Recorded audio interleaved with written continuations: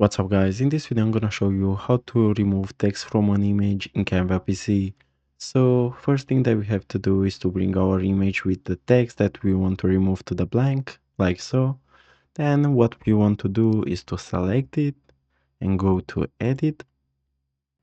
Here we're gonna go to magic eraser and at select area to erase we're gonna use click.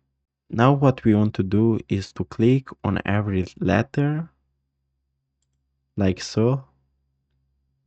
As you can see, the letter are selecting after we click on them.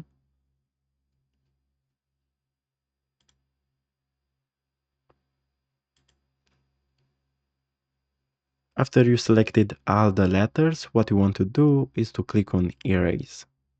And now the Canva will do its magic. So as you can see now, we remove the text from a photo. So guys, if you like the video, don't forget to leave a like and subscribe to the channel. Thanks for watching.